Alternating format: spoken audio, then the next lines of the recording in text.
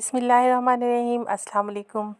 आज की इस वीडियो में मैं आपको बताऊंगी कि इस तरह की गंदी बाल्टी को किस तरह से बिल्कुल नए जैसा और साफ़ सुथरा हम बना सकते हैं, और वो भी झटपट। तो आइए वीडियो को स्टार्ट करते हैं। नहाने वाली इस तरह की बाल्टियों के गंदा होने की दो ही वजूहात होती हैं।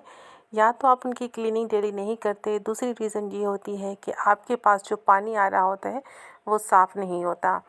मेरे पास जो पानी है वो बहुत ही पीला पानी है, खारा पानी भी आप इसे कह सकते हैं। इसमें जो भी मग या बाल्टी में यूज़ करती हूँ तो वो 2 दिन में ही इस तरह से पीला हो जाता है। अभी ये 5 दिन इसको हो चुके हैं, मैंने इसको वॉश नहीं किया, और आपको दिखाने के लिए कि अगर आपकी बाल्टी से गंदी हो जाए तो किस तरह से आप साफ़ कर सकते हैं। इसको क्लीन करने के लिए मैं यहाँ ले रही हूँ नॉर्मल तेज़ाब इस्तेमाल कर रही हूँ, क्योंकि अगर मैं इसको यूज़ करूँगी बेकिंग सोडा से, सिरका वगैरह से, तो मुझे इसको रखना पड़ेगा और उसमें काफ़ी टाइम लगेगा, और इसको रगड़ के साफ़ करना पड़ेगा क्योंकि पीले पानी के काफ़ी इसमें निशानात लग जाते हैं। ये तेज़ाब जो मैं इस्तेमाल कर रही हूँ बहुत ही लाइट है। अगर आप इस तेज़ाब को परचेज़ करना चाहें तो आप उन्हें कहेंगे कि तेज़ वाला तेज़ाब आपको नहीं चाहिए, बिल्कुल हल्के वाला चाहिए। और इसमें मैंने जितना तेज़ाब लिया है उसके 2 हिस्से पानी इसमें शामिल किया है, तो इतना लाइट है कि मैं इसमें ग्लव्स भी यूज़ नहीं करी। आपके सामने मैंने तेज़ाब इसमें डाला है, मैंने इसको हाथ अभी तक नहीं लगाया, सिर्फ इसको घुमाया है, और देखिए इसमें जो भी मैल कुचैल थी वो इसकी उखड़ चुकी है। बहुत आसानी से ये साफ़ हो जाएगा। अभी जितनी गंदी हो जाती है पीले पानी की वजह से, वो पानी इसमें जम जाता है, उसकी एक तह लग जाती है, जिसको मैं अगर हार्पिक या इसको सोडा वगैरह इस्तेमाल करूँगी या सिरका, तो उससे इतना जल्दी क्लीन नहीं होगा। हो जाएगा बट इतना जल्दी नहीं होगा, टाइम टेकिंग होगा।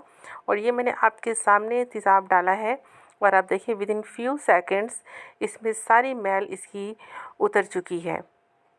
इसको जस्ट मैं हिलाते जा रही हूँ और इसकी मैल उतरना शुरू हो चुकी है। अब आप इसके किनारों पे देखिए, इसके किनारों पे भी मैल लग चुकी है काफ़ी सारी, तो उसको भी हम साथ साथ ही क्लीन करेंगे। इसको हिलाते जाएंगे और ये मैल इसी उतरती जाएगी।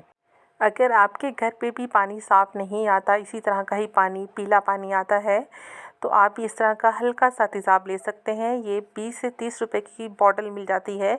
मज़ीद मैं इसमें पानी शामिल कर लेती हूँ, बिल्कुल लाइट हो जाता है, लेकिन ये वर्किंग बहुत अच्छी करता है। इसका धुआं आपके हाथों में, आँखों में नहीं जाता, हाथों को रिएक्शन नहीं करता। अगर आपके हाथ सेंसिटिव हैं तो आप ग्लव्स यूज़ कर सकते हैं। मैं इसको साफ़ करने के लिए ले रही हूँ, ये एक स्क्रबर है। ये मैंने जो बोरी होती है दानों वाली, उसको काट के बनाया है। मैं सिंपल इसी को ज़्यादा वॉशरूम में इस्तेमाल करती हूँ, इससे बहुत अच्छी क्लीनिंग हो जाती है। अब थोड़ा सा जो तेज़ाब था मैंने इसके किनारों पे भी लगा लिया है, ताकि इसमें से भी जो मैल है वो आसानी से उतर जाए।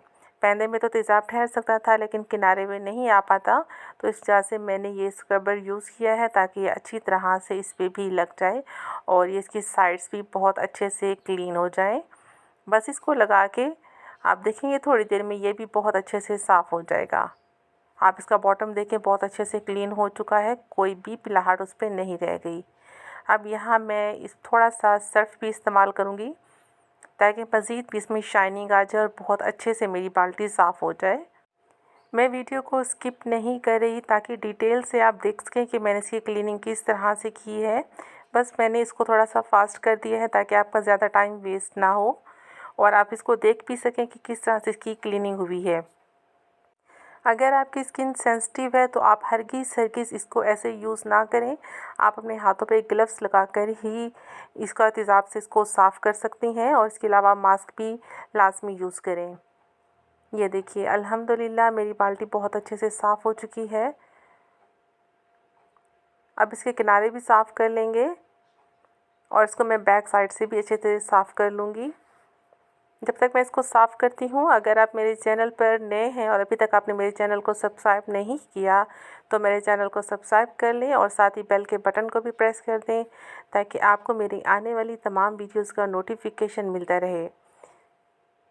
ये देखिए मैंने बैक साइड को भी अच्छे से साफ़ कर लिया है सर्फ़ लगा के यहाँ पे, और अगर ज़रूरत होगी तो इसमें हम थोड़ा सा तेज़ाब भी लगा लेंगे, ताकि इसमें जो मज़ीद छोटे छोटे निशानात हैं या दाग लगे हुए हैं वो आसानी से उतर जाएं।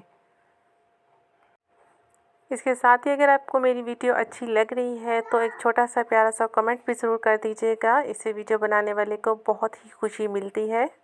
और इसके अलावा अगर आप अपने किचन या घर की क्लीनिंग के हवाले से किसी भी किस्म की कोई टिप्स पूछना चाहते हैं तो आप कमेंट्स कर सकते हैं।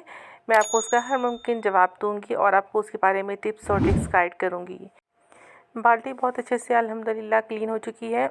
अब मैं इसको पानी से वॉश करके आपको दिखाती हूँ। ये देखिए अल्हम्दुलिल्लाह बिल्कुल नए जैसी बाल्टी हो चुकी है, जैसे अभी हम इसको मार्केट से लेके आए हैं। आप ऊपर क्लिप में भी देख सकते हैं कि कितनी गंदी बाल्टी थी और मैंने इसे किस तरह से अच्छे से क्लीन कर लिया है। जस्ट मुझे 10 मिनट इसमें लगे हैं टोटल और बहुत अच्छे से ये साफ़ हो गई है, बिल्कुल नई जैसी।